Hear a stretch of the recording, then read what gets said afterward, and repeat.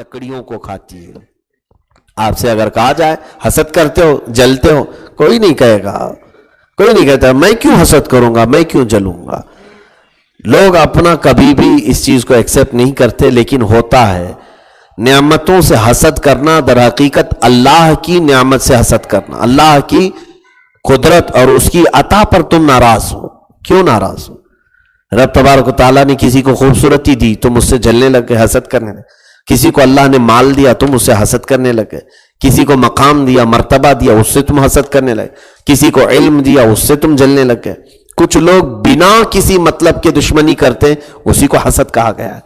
बिना किसी मतलब के, उनको कोई भी तकलीफ नहीं है, लेकिन दिल के अंदर जो कुड़न है, हसद है, ये बहुत ही खतरनाक बीमारी, हत्ता के बुजुर्गों के अक़वाल की रोशनी में मैं ये कहना चाहता हूं, कैंसर सही हो सकता है लेकिन हसद सही नहीं हो सकता।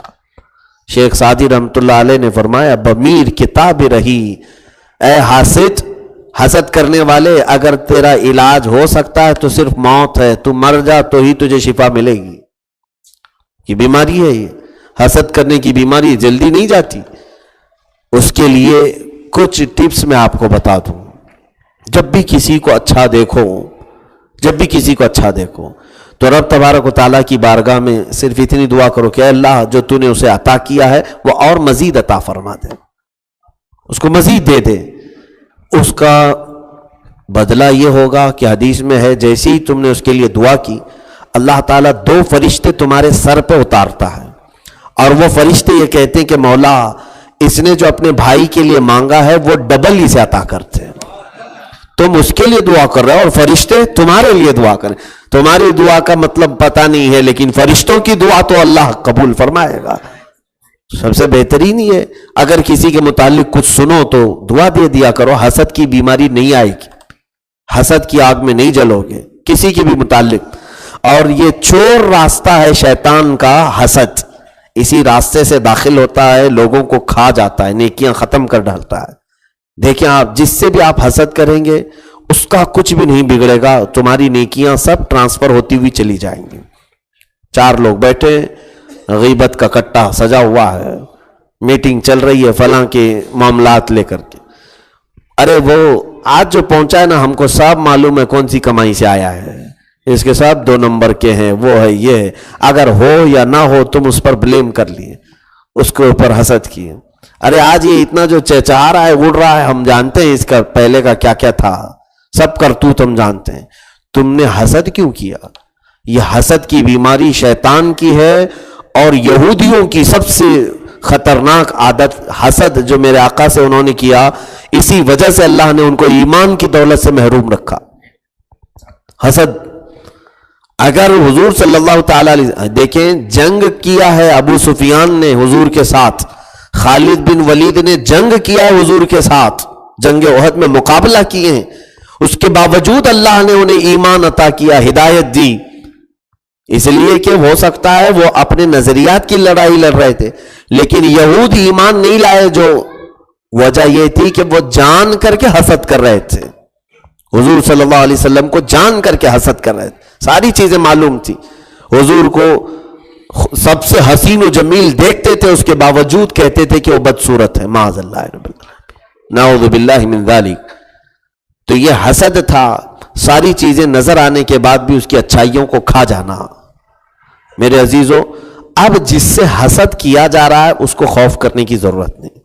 इमाम गजाली रहमतुल्लाह ताला अलैह ने फरमाया, जब अल्लाह रब्बुल इज्जत किसी के मर्तबों को बढ़ाना चाहता है तो पहले उसके हासिदीन पैदा करता है।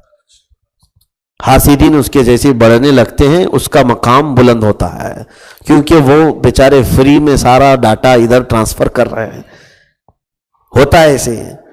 तो कई मर्तबा ऐसे मामलात होते हैं कि दिल में ये सुकून भी होता है।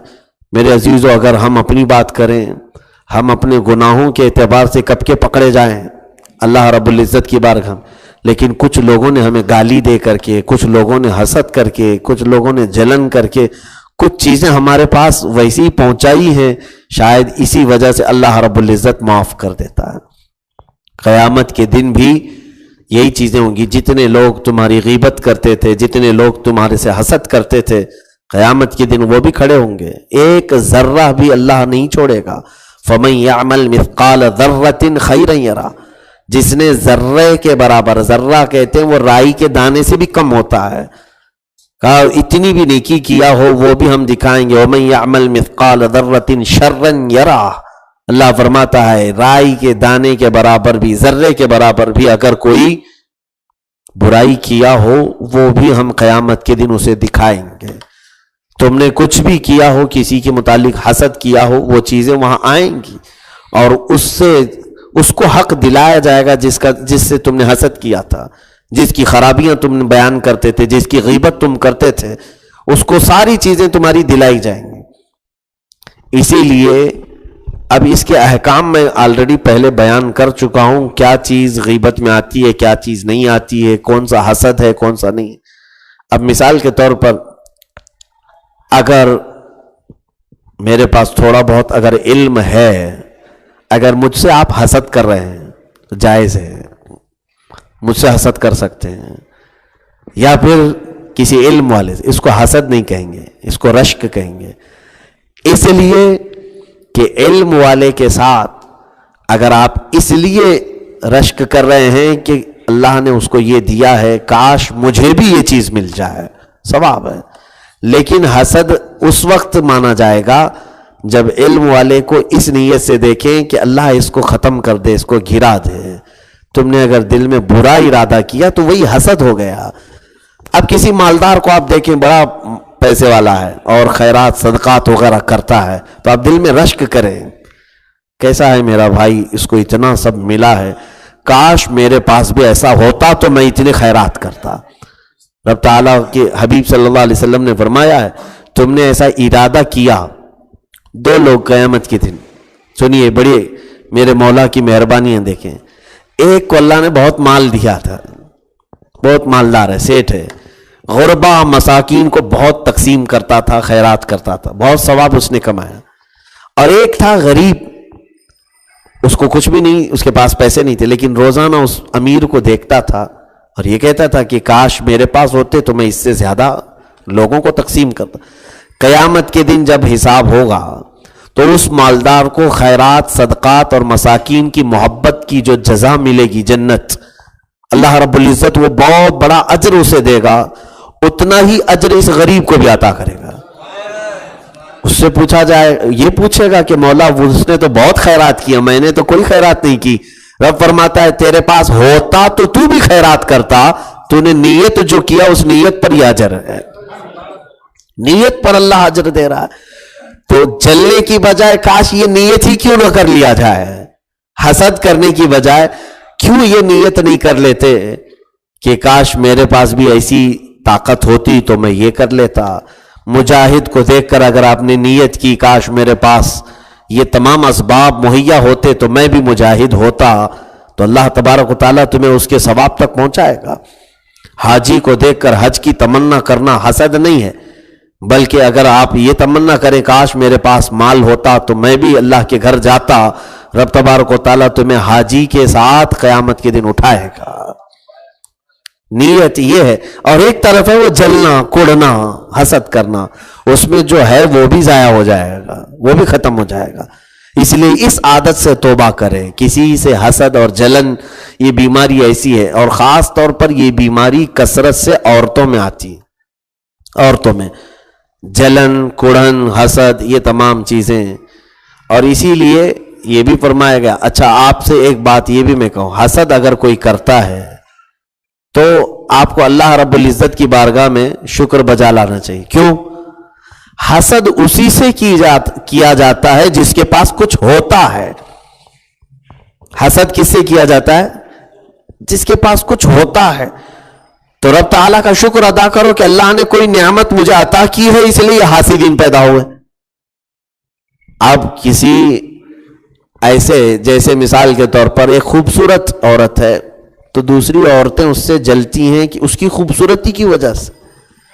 کوڑھی سے کون حسد کرے گا؟ جس کے پاس کوئی صورت ہی نہ ہو، جلا ہوا، اس سے کون حسد کرے گا؟ رحم کی نظر سے دیکھ کے چلے جائیں گے. حسد اس سے کیا جاتا ہے جس کے پاس کوئی نعمت ہوتی ہے. تو جب تمہارے ساتھ کوئی حسد والے معاملات آئیں تو خوف نہ کریں، پریشان ہو کر کے بدلے کے انتقام کی آگ میں نہ بھڑکیں، بلکہ اللہ کا شکر یہ ادا کریں کہ رب نے میرے اندر کوئی نعمت عطا کی ہے جس کی وجہ سے حسد ہے۔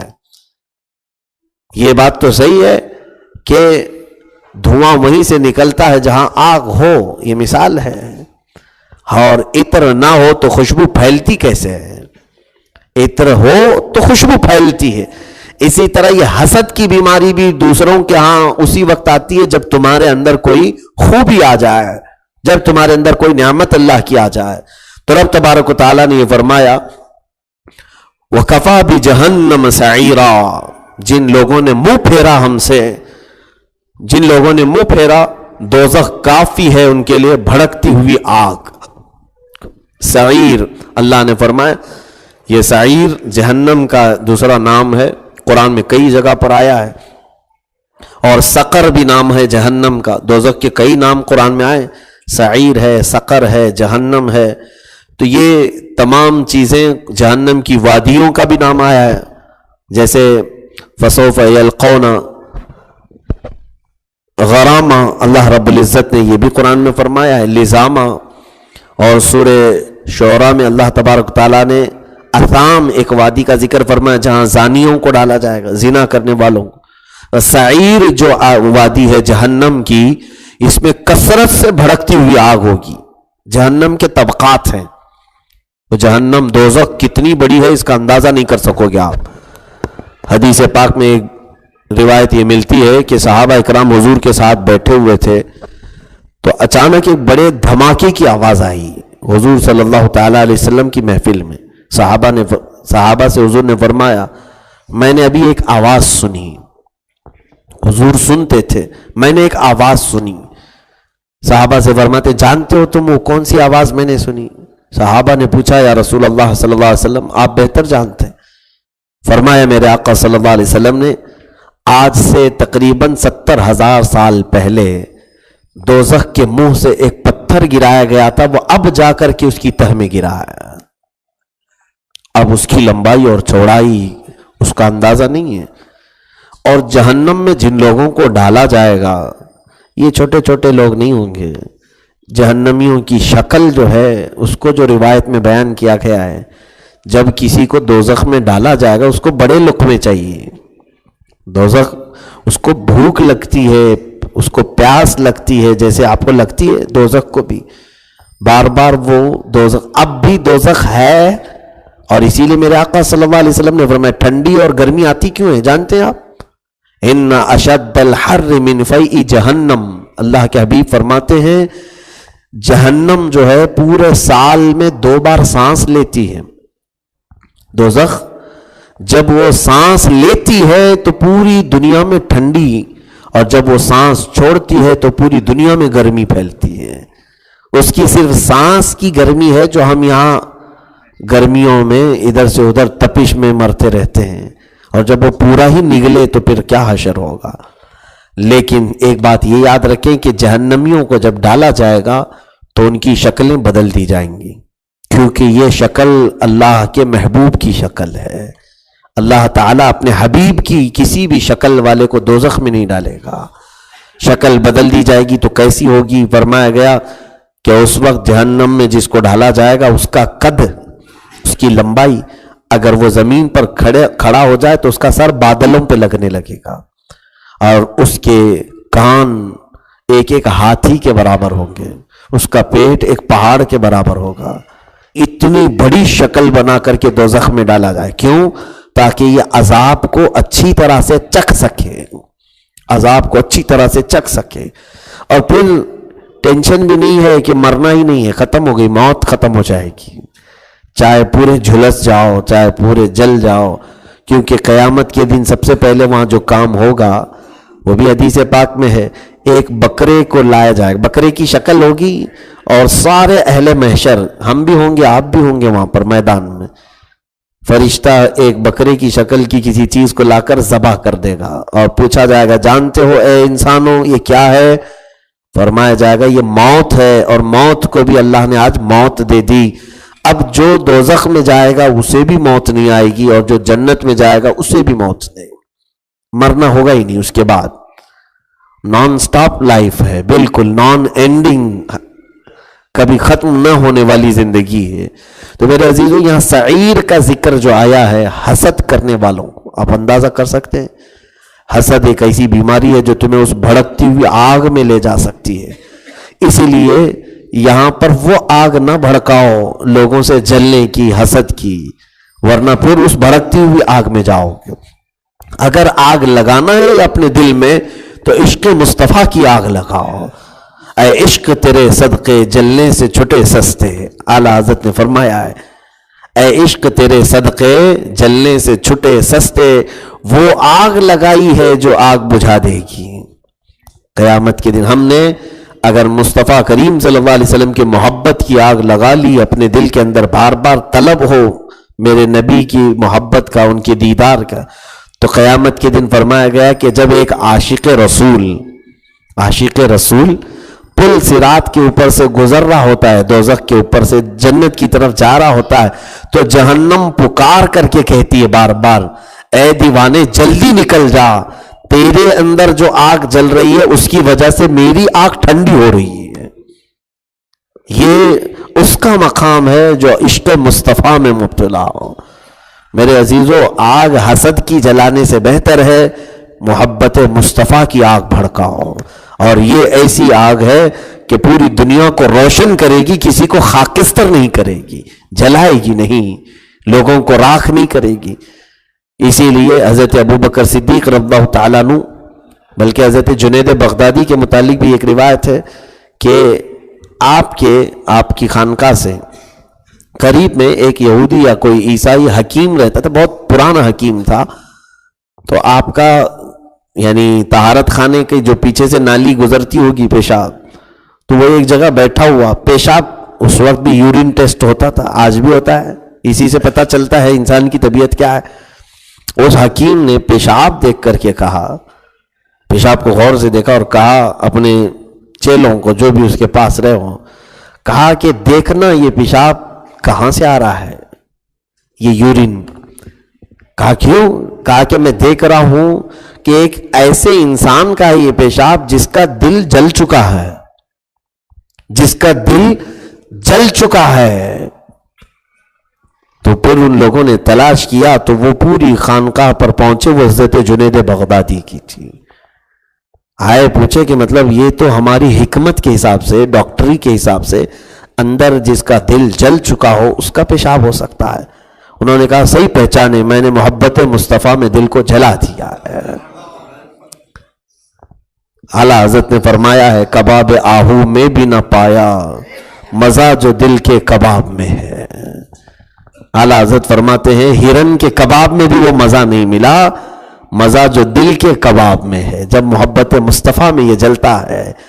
اسی لیے اعلیٰ حضرت فرماتے ہیں، پھر کے گلی گلی تباہ ٹھوکریں سب کی کھائی کیوں، دل کو جو عقل دے خدا تیری گلی سے جائے کیوں۔ اور فرماتے جان ہے عشق مصطفیٰ روز فضوں کرے خدا، جس کو ہو درد کا مزہ ناز دوا اٹھائے کیوں۔ ایک درد یہ بھی ہوتا ہے کہ لوگ اس کا علاج نہیں کرواتے، وہ ہے درد مصطفیٰ۔ میرے عزیزو، حسد اور جلن کی آگ میں بھڑکنے سے بہتر ہے کہ اللہ کے حبیب صلی اللہ علیہ وسلم کی الفت و محبت میں تڑپتے رہو۔ ایک دن وہ آ ہی جائے گا وقت جب تمہیں کہا جائے گا کہ آنکھ کھول، تیرے سامنے تیرا آقا موجود ہے۔ اللہ رب العزت ہم سب کو دارین کی سعادت عطا فرمائے۔ وآخر دعوانا الحمدللہ رب العالمین۔